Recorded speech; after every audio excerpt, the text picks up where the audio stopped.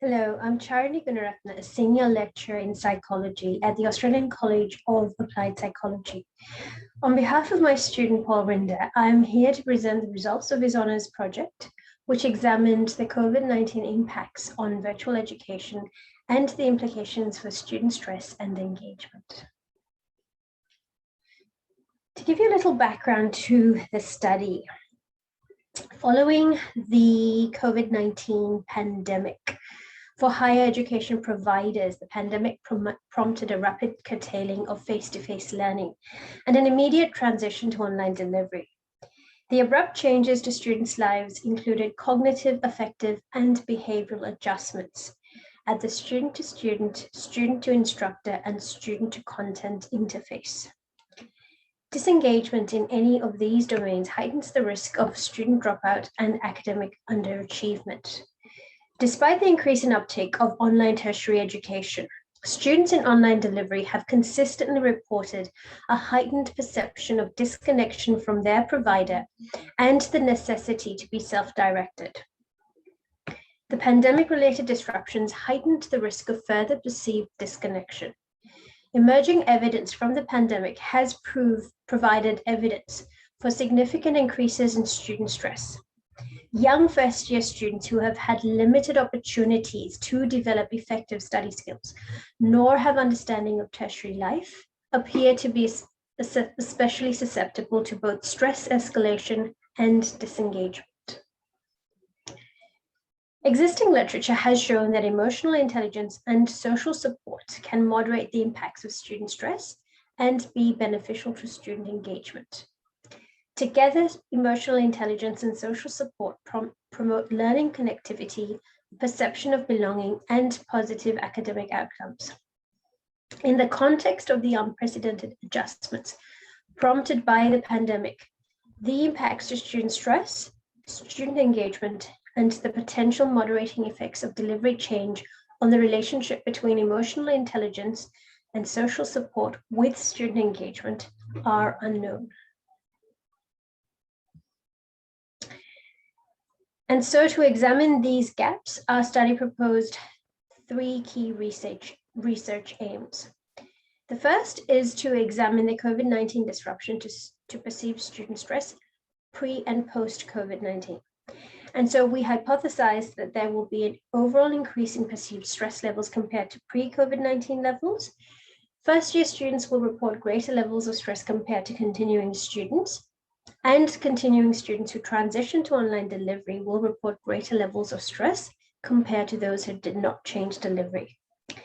Our second aim was to examine the COVID-19 disruption to student engagement pre and post COVID-19. And so we hypothesized that there will be an overall decrease in student engagement levels compared to pre-COVID-19 levels. First-year students will report decreased student engagement levels compared to continuing students, and continuing students who transition to online delivery will report decreased student engagement levels compared to those who did not change delivery.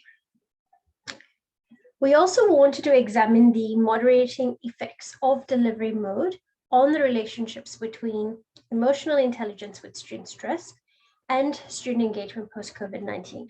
And so we expected that delivery mode or the change to delivery would in fact moderate the relationships between emotional intelligence with change in perceived stress and change in student engagement.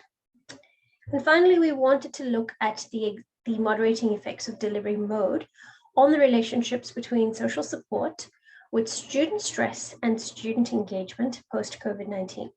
So again, we expected delivery mode to moderate the relationships between social support and change in perceived stress and change in student engagement.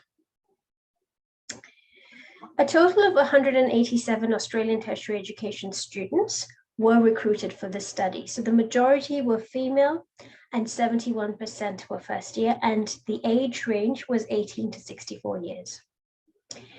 So participants were recruited through social media and they completed their questions, the survey online. And we utilized 4 measures. So the perceived stress scale, the higher education student engagement scale, And both of these scales were administered to students in terms of their pre-COVID-19 effects. So we asked students what their, prior to COVID-19, what their perceived stress levels and what their perceived engagement levels were. And then again, we asked them post-COVID-19 what their perceived stress levels and engagement levels were. To measure emotional intelligence, we administered the Assessing Emotion Scale, and to measure perceived social support, we administered the multi-dimensional scale of perceived social support.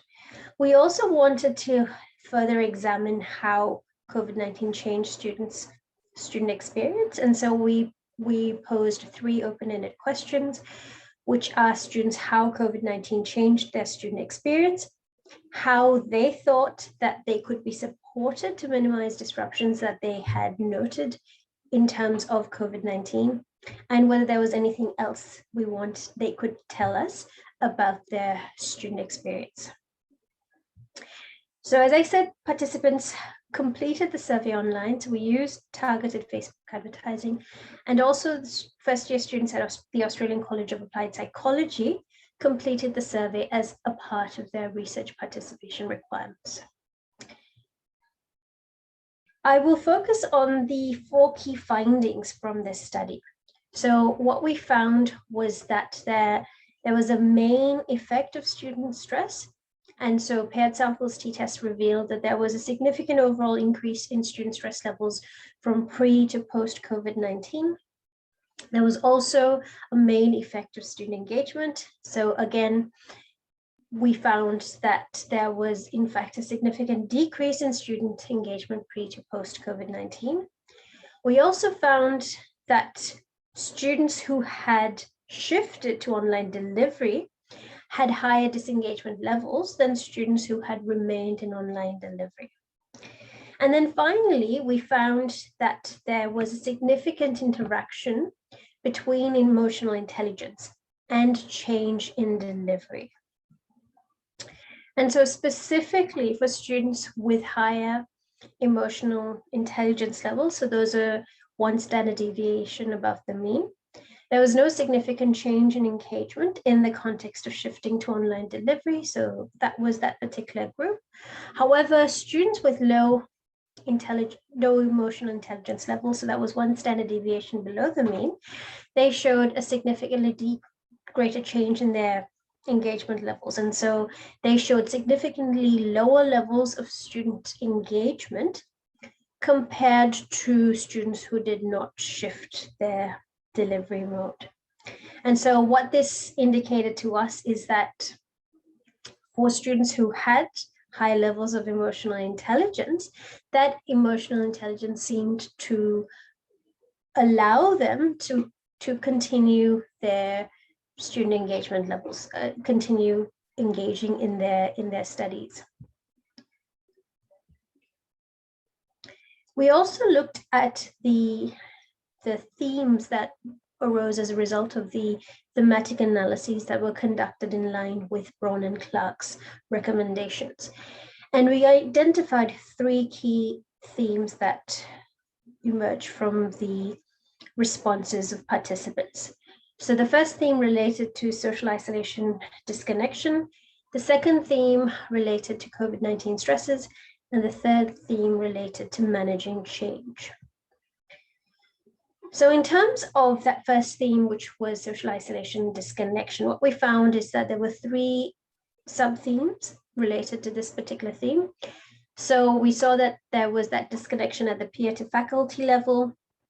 So students reported that they found it harder to contact other students as well as receive feedback from teachers. There was that disconnection at the peer-to-peer level. So students reported that they did not get a chance to talk to their peers the way they used to speak to their peers, and that they had no chance of connecting with them. And they also spoke of a lack of belonging, and specifically that being in that online mode had limited the opportunities that they had previously experienced, and as a result, it had lowered their motivation to study. In terms of the COVID-19 stresses, what we found, and this is particularly why we saw that there was that overall increase in student stress levels, is that they had this shift to their family and life dynamics. As this one participant reported here, it was that they were at home with their 3 teen daughters studying full time, and it was not so much the workload, but it was managing the pressures in terms of those abrupt changes to their family and life dynamics.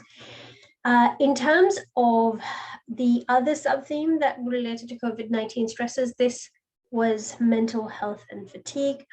And students reported experiencing a number of negative mental health effects as a result of COVID-19. The final theme, which related to managing change, we saw that there were 2 sub-themes that were linked to this particular theme. One had to do with individual resources, or again, changes to the way students accessed resources. So not being able to, let's say, go to the library to do their photocopying and accessing other resources. And then some students also reported that there were changes to the type of delivery in terms of the type of educational materials that were being shared by instructors, and that they were disheartened by the changes that they experienced. In terms of strengths and limitations of this particular study, at the time of undertaking this study, no research published had really examined student engagement or the relationship between emotional intelligence and student engagement as moderated by changes to delivery mode. So we were able to understand that specifically in relation to that shift to virtual education, what sorts of impacts were reported by students. And then in terms of the limitations, some of the key limitations were that these were retrospective recollections of pre-COVID-19 stress and engagement levels, and so they may have been subject to memory biases. And also our continuing student sample size was quite small, and so we have to be cautious when interpreting these findings. We have some key recommendations for improving student engagement, particularly in light of the ongoing pandemic. And these are our recommendations: that emotional intelligence education is embedded within course curriculum, that study groups are formed with assigned tasks based on location, that student participation is enhanced in class discussions, that instructor training is provided in the navigation of online delivery tools, and that we review class size policies and also provide additional student engagement opportunities, which includes tutorial extensions. In terms of managing student stress, we recommend within class discussions on student well-being, a review of guidelines on assessment extensions, upscaling counselor support, reviewing assessment administration, including improvements to online exams. Thank you.